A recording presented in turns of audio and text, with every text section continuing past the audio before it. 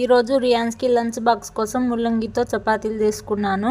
ఇంతకుముందు నేను ముల్లంగితో కర్రీ చేశాను కానీ కర్రీ లాగా చేస్తే వీళ్ళు తింటలేరని ఈ ముల్లంగితో ఇలా డిఫరెంట్గా చపాతీలు అయితే ట్రై చేస్తున్నా. ఫస్ట్ అయితే ముల్లంగి ఆకులను చిన్న చిన్నగా కట్ చేసుకోవాలి. ఆ తర్వాత ముల్లంగిని అయితే బాగా తురుముకోవాలి. ఇది తింటే హెల్త్కి చాలా బెనిఫిట్స్ ఉన్నాయి. ఇప్పుడైతే ప్రాసెస్లోకి వెళ్ళిపోదాం. ఒక గిన్నెలో గోధుమ పిండి 2 కప్పులు తీసుకొని మనం కట్ చేసుకున్న ముల్లంగి ఆకులను వేసుకొని మనం తురిమి పెట్టుకున్న ఆకులను అయితే వేసుకొని కలుపుకోవాలి. కావాలంటే మీరు పసుపు, వాము, జీలకర్ర, పచ్చిమిర్చి ఇవన్నీ కూడా యాడ్ చేసుకోవచ్చు. కానీ నేనైతే చేసుకుంటలేను. ఎందుకంటే మా ఇంట్లో చిన్న పిల్లలు ఉన్నారు కదా, వాళ్ళు తింటే వాళ్ళకి కారంగా ఉంటుందని నేనైతే యాడ్ చేసుకుంటలేను. ఇంకా తగినంత ఉప్పు అయితే కంపల్సరీ వేసుకోవాలి. ఉప్పు వేసుకుంటే టేస్ట్ అనేది చాలా బాగా వస్తుంది. ఇంకా సేమ్ మనం ఎలా అయితే చపాతీలు పిండి ఎలా అయితే కలుపుకుంటామో అలాగే కలుపుకోవాలి.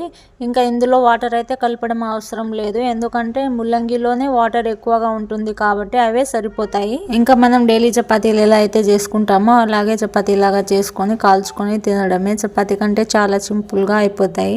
ఇంకా కిడ్నీ పేషెంట్ ఎవరైనా ఉంటే ఇది తింటే స్టోన్ అనేది కరిగిపోతుందంట. ఇంకా దీనికి కాంబినేషన్గా నేనైతే బీరకాయ కర్రీ చేశాను.